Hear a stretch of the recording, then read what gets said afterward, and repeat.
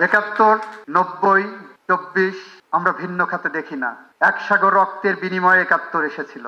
৭১-এর হাত ধরে বাংলাদেশ যখন হাঁটি হাঁটি পা পা করে হেঁটে গেছে, গণতন্ত্রের পথে হেঁটেছে, মুক্তিযুদ্ধের নেতৃত্ব দানকারী দল হিসাবে দাবিকারী বাংলাদেশ আওয়ামী লীগের হাতে গণতন্ত্র যেখানে হত্যা হয়েছে, নিহত হয়েছে, পৃথিবীর ইতিহাসে বিরল ঘটনা।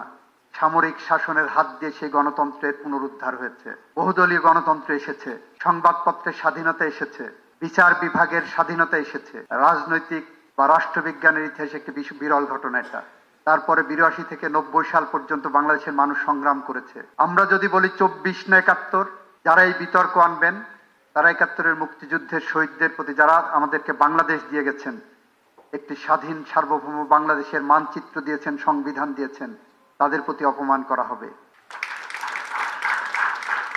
যারা বলবেন যে না ৭১-ই ভাই সবকিছু, ২৪ কিছু না, ইউনিভার্সাল কার্ডিয়াক হসপিটাল আপনার হৃদয়ের আরো কাছে।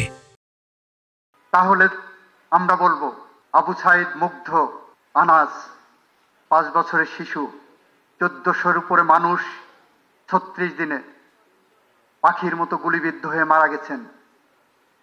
৩০,০০০-এর মতো মানুষ ৩৬ দিনে পঙ্গুত্ব বরণ করেছেন। তাহলে তাদের প্রতি আমার অসম্মান করা হবে।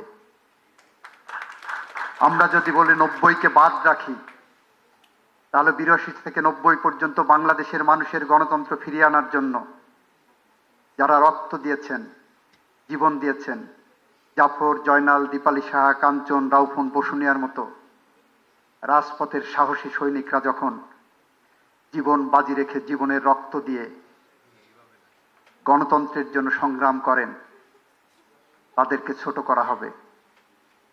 আমরা যেমন ৭১-এর মুক্তিযুদ্ধের সূর্য সন্তানদেরকে ভুলতে পারবো না, আমরা যেমন ৭২ থেকে ৭৫ পর্যন্ত একদলীয় শাসন ব্যবস্থার বিরুদ্ধে, ফ্যাসিজের বিরুদ্ধে ৩০,০০০ তরতাজা মানুষের জীবন দেওয়াকে ভুলতে পারবো না, ৮২ থেকে ৯০ পর্যন্ত জাফর, জয়নাল, দীপালি সাহা, কাঞ্চন, রাউফুন, বসুনিয়াদেরকে ভুলতে পারবো না।